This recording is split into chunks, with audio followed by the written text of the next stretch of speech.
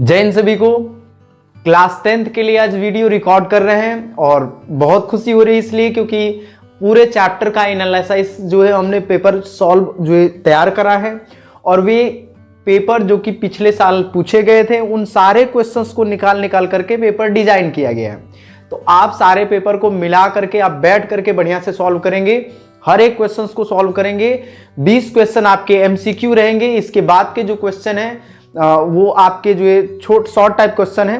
इस तरीके से आप क्वेश्चंस को मिलाएंगे, शुरू से लेकर के अंत तक के पूरी बातों को अगर समझेंगे तो आप सारे क्वेश्चंस को अच्छे से कर पाएंगे। रफ पेन ले लीजिएगा क्योंकि आप इस हिसाब से प्रिपरेशन कर रहे हैं कि आप पेपर सॉल्व कर रहे हैं। ठीक है, पहला क्वेश्चन है, सॉल्व करना स्टार्ट करिए। लिखा है कि निम्नलिखित में से कौन सी एक संतुलित रासायनिक समीकरण है, कौन सी जो है एक वैलेंस रिएक्शन है, कौन सा रिएक्शन जो है पूरी तरीके से वैलेंस है।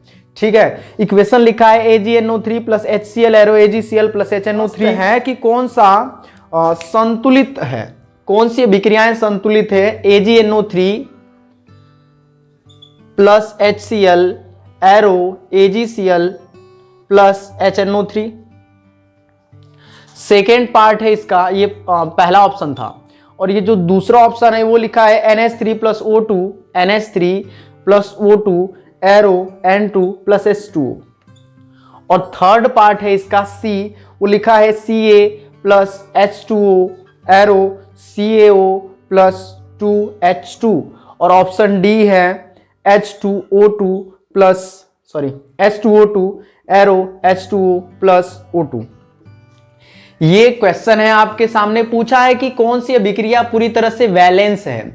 इसको सॉल्व करने के लिए आपको सबसे पहले ये पता होना चाहिए कि वैलेंस क्या होता है, वैलेंसी क्या होती है। तो समझाते हैं, ध्यान से सुनिएगा। अभिकारकों के अणुओं की संख्या और उत्पाद के अणुओं की संख्या अगर आपस में इक्वल हो, जितने इधर अभिकारक है उतने ही, जैसे 2 किलोग्राम आपने अभिकारक लिया, उत्पाद भी 2 किलोग्राम बन रहा है, कुछ वेस्ट नहीं निकल रहा है, तो समझ जाइए कि हम कहते हैं कि ये वैलेंस रिएक्शन है। ठीक है, जैसे यहां पर सिल्वर एक बार है, चांदी एक बार है, यहां खर्च भी कितनी बार हुआ है, एक बार हुआ है। यहां क्लोरीन एक बार है, क्लोरीन खर्च भी एक बार हुआ है। अगर N की बात करें, नाइट्रोजन एक बार है, खर्च भी कितनी बार हुआ है, एक बार हुआ है। ऑक्सीजन कितनी बार है, 3 बार है, खर्च भी कितनी बार हुआ है, 3 बार हुआ है। हाइड्रोजन एक बार है, खर्च भी कितनी बार हुआ है, एक बार हुआ है। तो इस हिसाब से अभिकारक के जो अणु हैं और उत्पाद के जो अणु, जो रिएजेंट है और रिएक्टेंट है, दोनों के प्रोडक्ट हैं, इन दोनों के जो अणुओं की संख्या वो आपस में बराबर, इसलिए जो पहला ऑप्शन है वो संतुलित अभिक्रिया को रिप्रेजेंट कर रहा है। ये वाली अभिक्रिया संतुलित नहीं है क्योंकि इसमें नाइट्रोजन 2 बार है, एक बार है, खर्च कितनी बार हो गया है, 2 बार। नाइट्रोजन एक बार है, खर्च 2 बार हुआ, इसलिए ये बैलेंस रिएक्शन नहीं है। कैल्शियम हाइड्रोजन जो है 2 बार है और खर्च जो है यहाँ 4 बार हुआ है, इसलिए ये भी बैलेंस नहीं है। और ये H2O में देख रहे हैं, ऑक्सीजन यहाँ 2 बार है और खर्च कितनी बार हो गया, 3 बार, इसलिए ये भी एक बैलेंस रिएक्शन नहीं है। नेक्स्ट क्वेश्चन की तरफ चलते हैं। कहा है कि KClO3 उससे जो है कुछ कंपाउंड्स बन रहा है, 2KCl प्लस 3O2। लिखा है 2KClO3 एरो MnO2 कैटलिस्ट है और बना है 2KCl प्लस 3O2। कहा है कि निम्नलिखित अभिक्रिया में MnO2 क्या है, MnO2 क्या है, ये चीज पूछा है। पहला ऑप्शन है अभिकारक, दूसरा ऑप्शन है आपके पास उत्पाद, ये रिएक्टेंट और ये प्रोडक्ट, तीसरा ऑप्शन है कैटलिस्ट, उत्प्रेरक, और लास्ट ऑप्शन है आपके पास ऑप्शन डी उपचायक, रिडक्टेंट। ठीक है, तो आपको बताना है कि ये MnO2 क्या है। तो देखिए MnO2 हम उसको बोलेंगे कैटलिस्ट। देखिए अभिकारक जो रासायनिक अभिक्रियाओं में भाग ले, ऐसा पदार्थ जो अभिक्रियाओं में भाग लेता है उसको हम लोग कहते हैं अभिकारक है। और उत्पाद किसको कहते हैं, जो बनता है। तो जो बनता है इसमें MnO2 तो बन नहीं रहा है, इसलिए उत्पाद नहीं हो सकता है, तो ये भी गलत है, ये भी गलत है। उत्प्रेरक उसको कहते हैं जो अभिक्रियाओं को केवल प्रभावित करते हैं पर अभिक्रिया में भाग नहीं लेते हैं, इसलिए आपका ऑप्शन सी सही है क्योंकि MnO2 के उपस्थिति में अभिक्रिया होती है और MnO2 इस रिएक्शन में भाग नहीं लेता, इसलिए कैटलिस्ट है, उपचायक भी नहीं है। क्वेश्चन है, कहा है कि किसी उत्तल दर्पण की फोकस दूरी 20 सेंटीमीटर है तो उसकी वक्रता त्रिज्या क्या होगी। यूपी बोर्ड 2011 और 13 मतलब 3-4 बार पूछा हुआ क्वेश्चन है कि उत्तल दर्पण की फोकस दूरी 20 सेंटीमीटर है तो वक्रता त्रिज्या क्या होगी। फोकस दूरी 20 सेंटीमीटर है भाई, तो वक्रता त्रिज्या क्या होगी। देखिए वक्रता त्रिज्या जो होती है वो फोकस दूरी की आधी दुगनी होती है, फोकस दूरी की दोगुनी होती है। वक्रता त्रिज्या में 2 से भाग कर देंगे तो फोकस दूरी के बराबर हो जाएगा। तो इस हिसाब से जो है एफ की वैल्यू 20 सेंटीमीटर है, तो आर हमसे पूछ रहा था, तो आर बराबर इस तरीके से मल्टीप्लाई करके हम लोग निकालेंगे 40 सेंटीमीटर। ऑप्शन में था 10 सेंटीमीटर, 10 सेंटीमीटर, बी ऑप्शन था 15 सेंटीमीटर, सी ऑप्शन था 20 सेंटीमीटर और डी ऑप्शन था आपके पास 40 सेंटीमीटर। अब इनमें से कौन सा करेक्ट है? ऑब्वियस सी बात है डी करेक्ट है। वीडियो को रोक करके सॉल्व कर लीजिएगा तब देखिएगा, ये नहीं कि पूरा देख ले रहे हैं फिर कह रहे हैं बस हमको तो खुला ही नहीं आया, ऐसा नहीं है, दिक्कत हो जाएगी ना, फंस जाएंगे। नेक्स्ट क्वेश्चन है, कहा है एक अवतल दर्पण की वक्रता त्रिज्या 30 सेंटीमीटर है तो इस उत्तल दर्पण की फोकस दूरी कितनी होगी। उस अवतल दर्पण की फोकस दूरी कितनी होगी।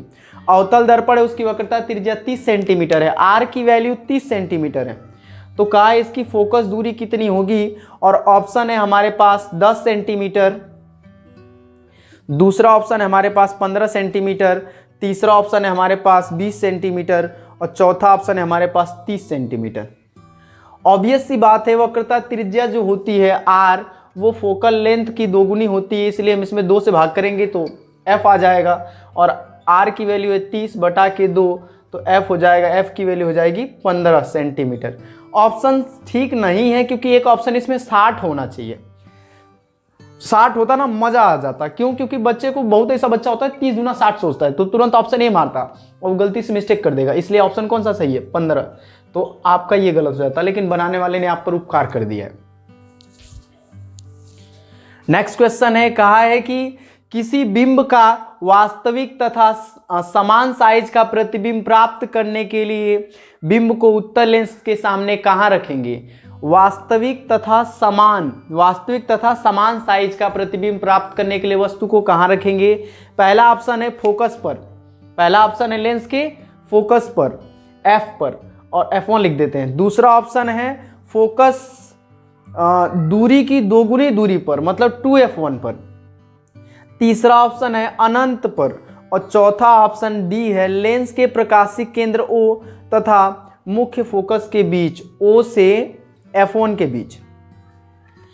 देखिए जब भी किसी वस्तु को आप F1 पर रखेंगे तो इसका इमेज जो है F1 पर रखते तो इनफाइनाइट पे बनता है, 2F1 पर रखेंगे तो 2F2 पर बनता है, सेम साइज का बनता है, सेम साइज का बनता है, रियल बनता है, इन्वर्टेड बनता है और सेम साइज का बनता है, इसलिए आपका ऑप्शन बी करेक्ट है।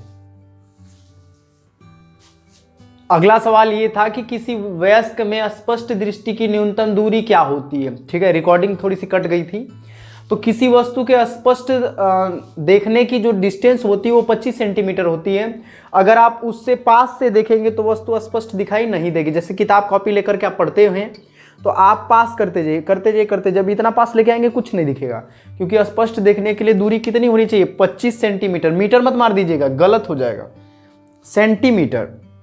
ठीक, अगला सवाल है, क्वेश्चन लिख लीजिएगा।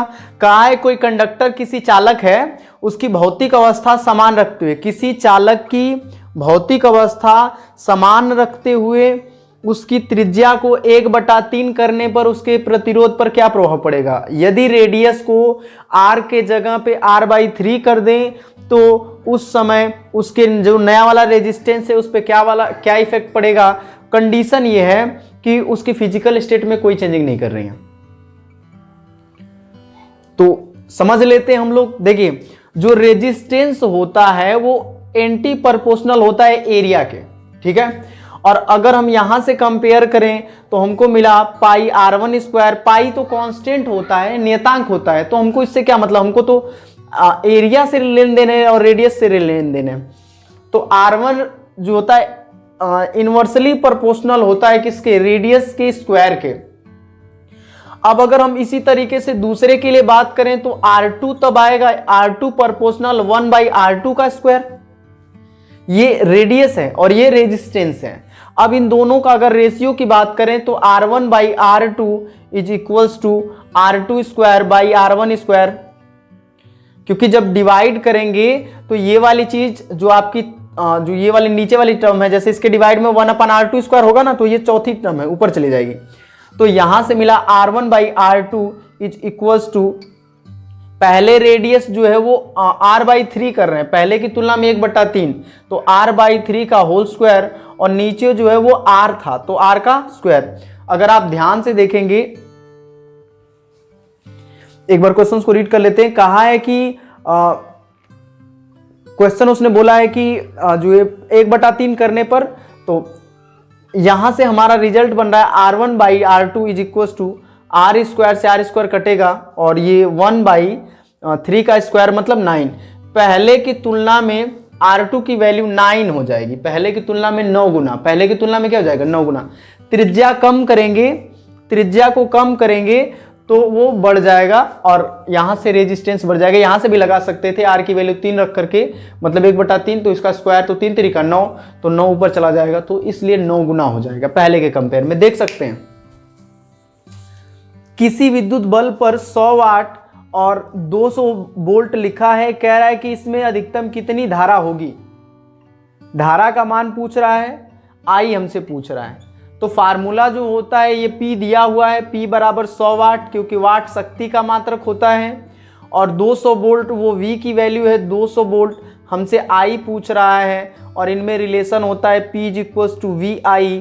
यहाँ से I की वैल्यू हो जाएगी P बाई V, और अगर आप सॉल्व करेंगे तो P की वैल्यू थी 100 और V की वैल्यू थी 200, आंसर आएगा 0.5। धारा का मात्रक होता है एम्पियर, 0.5 एम्पियर आपका आंसर होगा। अगला सवाल है, कहा है कि प्रतिरोध R के किसी तार के टुकड़ों को 5 बराबर भागों में काटा जाता है। देखिए R ओम का प्रतिरोध है, उसको 5 बराबर टुकड़ों में काटा जाता है। इस टुकड़ों को फिर पार्श्व क्रम में संयोजित कर देते हैं। यदि तुल्य प्रतिरोध का मान R डैश है तो R बाई R डैश का अनुपात ज्ञात कीजिए। मोस्ट इंपॉर्टेंट क्वेश्चन है ये, NCERT का है, पहला क्वेश्चन जो आपकी इलेक्ट्रिसिटी चैप्टर है उसमें पहला क्वेश्चन ही यही है, ध्यान से सुनिएगा, वो बहुत इंपॉर्टेंट क्वेश्चन है। कहा है कि प्रतिरोध R है, इसको 5 टुकड़ों में आप काटेंगे तो आपको पता है कि प्रतिरोध जो होता है वो लंबाई के समानुपाती होता है। अगर 5 टुकड़ों में काटेंगे तो प्रत्येक का प्रतिरोध इसका 5 R/5 R/5 R/5 हो जाएगा। सही है, जितने टुकड़ों में आप डिवाइड करेंगे उतना टुकड़ा में ये बट जाएगा, R/5 R/5 सभी का 5 बार ऐसा हो जाएगा। फिर कह रहा है कि इन टुकड़ों को पुनः पार्श्व क्रम में जोड़ देते हैं। जो टुकड़े आ रहे हैं इनको पार्श्व क्रम, पार्श्व मतलब पैरेलल, समांतर क्रम में, तो 1/R is equals to 1/R1, 1/R1। तो R1 के जगह पे अगर आप वैल्यू पुट करेंगे R/5, ये टोटल है, ठीक है, तो ये R/5 प्लस 1/R2, R2 की जगह भी R/5 प्लस 1/R3 की जगह भी R/5 और प्लस 1/R/5 और प्लस ऐसे ही 1/R/5 5 बार, ठीक है। सभी के 5 चले जाएंगे ऊपर, तो ये मिला 1/R total is equal to 5/R plus 5/R plus 5/R plus का 5/R और प्लस का 5/R। ध्यान से देखेंगे तो 5 5 5 न्यूमरेटर में वो जुड़ जाएंगे, तो 5 25 25 हो जाएगा, और R टोटल हो जाएंगे आपके ऊपर 25 नीचे R, और R ऊपर चला जाएगा तो हो जाएगा R बटा के 25। ये बेसिक है, एलसीएम लेंगे तो R होगा, और फिर इसको उल्टा कर रहे हैं, ठीक है, उल्टा कर रहे हैं तो R ऊपर चला जाएगा और 25 नीचे आ जाएगा। इतना हो गया पार्श्व क्रम में। अब कहा है कि जो पहले था जो R का और ये जो टोटल आया है R डैश, इस दोनों का रेशियो निकालिए। तो पहले कितना था R, अब कितना हो गया R/25, तो R से R कैंसिल आउट हो जाएगा, ये ऊपर चला जाएगा, तो R बटा के R डैश हो जाएगा आपका 25/1, 25/1। ऑप्शन डी करेक्ट है। एक सेकेंड, आपके बुक में अगर ये चीज पूछ देगा ना कि इसमें R/R डैश पूछा था, कहीं कहीं क्या करता है R डैश बाई R पूछता है, तो R डैश बाई R पूछ देगा तो आपका आंसर हो जाएगा 1/25, 1/25। देख लीजिए लंबाई के समानुपाती, तो सभी का प्रतिरोध R/5 R/5 R/5 हो जाएगा, सभी को समांतर क्रम में जोड़ करके टोटल प्रतिरोध निकाल लेंगे। और जो ये पहले वाले से लास्ट वाले का रेशियो ले लेंगे तो 25:1 आ जाएगा। अगला सवाल है, कहा है कि दिए गए संयोजन में 12 वोल्ट की बैटरी द्वारा सप्लाई विद्युत धारा का मान ज्ञात कीजिए। इंपॉर्टेंट क्वेश्चन है, सॉल्व करिए जरा। एक रेजिस्टेंस इधर है, एक रेजिस्टेंस यहां लगा हुआ है और ये दोनों जो है वो 12 वोल्ट की किसी बैटरी से जुड़े हुए हैं। ठीक है, ये कुंजी है आपकी और इस तरीके से ये कंबाइंड है। ये 6 ओम का है और नीचे जो है वो 4 ओम का है। ये 12 वोल्ट की आपकी बैटरी है। हमसे कि इस परिपथ में कितनी सप्लाई हो रही होगी, इसमें करंट की वैल्यू क्या होगी, करंट पूछ रहा है। तो देखिए आप इसको खुद से सॉल्व करिएगा। सबसे पहले इन दोनों को पैरेलल कॉम्बिनेशन कर लीजिए। पैरेलल कॉम्बिनेशन होता है 1/r is equal to 1/r1 plus 1/r2। Substitute कर लीजिए वैल्यू को। 1/r is equal to 1/6 plus 1/4। LCM अगर ले लेंगे आप तो ये हो जाएगा आपका 6 दूना 12। इसका इसमें भाग करेंगे तो 2 बार जाएगा, इसका इसमें भाग देंगे तो 3 बार जाएगा। आर की वैल्यू हो जाएगी आपकी 12/5। 12 ऊपर 3 2 5 नीचे। डिवाइड कर देंगे तो ठीक है, नहीं करेंगे तो छोड़ सकते हैं। और अगर आई की बात करें तो ओम्स लॉ कहता है V बराबर आई आर, तो I is equal to V by R. I is equal to V